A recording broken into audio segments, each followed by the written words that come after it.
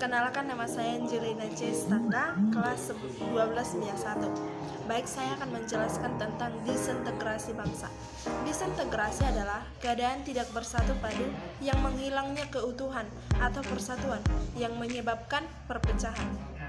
Disintegrasi bangsa adalah memudarnya kesatupaduan antar golongan dan kelompok yang ada dalam suatu bangsa yang bersangkutan. Dampak dari disintegrasi adalah retaknya hubungan antara individu atau kelompok, terjadinya perang tempur antar daerah, berdampak diskriminasi, terciptanya hidup tidak aman, dan yang kelima adalah kemiskinan merajalela atau meningkat. Ada tiga faktor yang menjadi penyebab disintegrasi bangsa. Yang pertama adalah akibat konflik sosial, yang kedua akibat kepentingan, dan yang ketiga akibat kenegaraan. Contoh-contoh dari disintegrasi bangsa adalah yang pertama di Indonesia. Contohnya tentang disintegrasi bangsa yang pernah dialami Indonesia, misalnya dalam PKI atau Partai Komunis Indonesia, yang secara sengaja akan menjadikan Indonesia sebagai negara tanpa agama.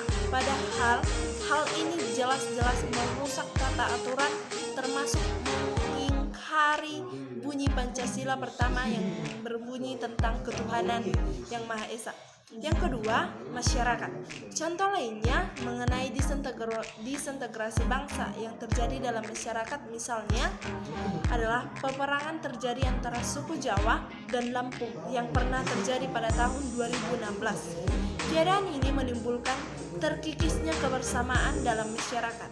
Padahal sangatlah jelas Indonesia memungut asas Pancasila dan Undang-Undang Dasar Negara Republik Indonesia 1945 yang secara keseluruhan diadopsi dari semboyan Bhinneka Tunggal Ika. Yang ketiga, bagian politik. Contoh lainnya mengenai disintegrasi bangsa yang pernah dialami Indonesia ialah kasus tentang adanya tragedi tahun 1998 yang pada saat itulah Indonesia dipimpin oleh Orde Baru dengan pemerintahan Presiden Soeharto.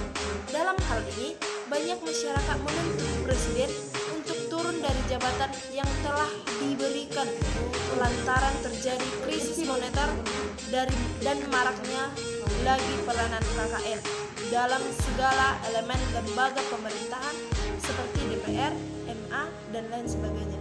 4. Masa kini. Contoh lainnya yang bisa diilustrasikan dalam disintegrasi bangsa pada saat ini ialah munculnya paradigma akan hashtag ganti presiden 2019 dan hashtag tetap Jokowi. Pada saat ini seolah-olah ada dua golongan besar dalam masyarakat yang mengartikan segala bentuknya dalam proses pemilihan presiden.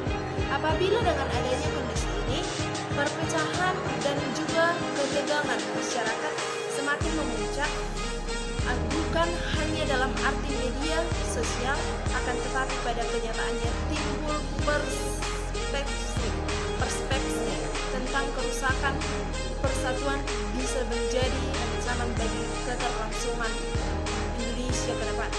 Demikianlah hasil dari penjelasan saya tentang disintegrasi bangsa. Sekian dan terima kasih.